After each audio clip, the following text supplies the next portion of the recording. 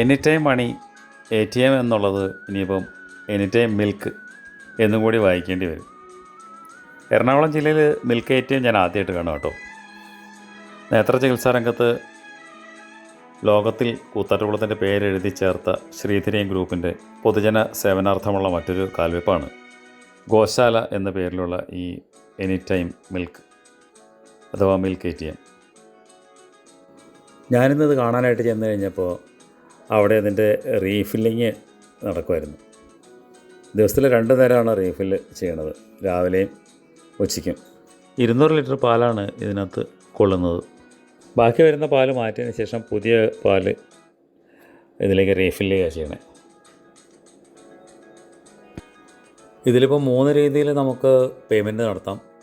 ഒരു കാർഡ് ഓപ്ഷനുണ്ട്, അത് എനേബിൾ ചെയ്തിട്ടില്ല. പിന്നീടുള്ളത് UPI, പിന്നെ നോട്ട്.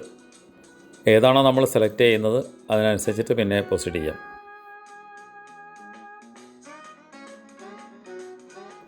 5 ലിറ്റർ വരെ പാല് ഒരു സമയത്ത് നമുക്ക് ഇതിനകത്ത് നിന്ന് എടുക്കാൻ പറ്റും. ഇതിപ്പോൾ ഒരാൾ ക്യാഷ് യൂസ് ചെയ്തിട്ട് ഡിസ്പെൻസ് ചെയ്യുകയാണ്. ആദ്യം ഒരു 100 രൂപയുടെ നോട്ട് എൻ്റർ ചെയ്തു, പിന്നെ ഒരു 10 രൂപയുടെ നോട്ട് എൻ്റർ ചെയ്തു.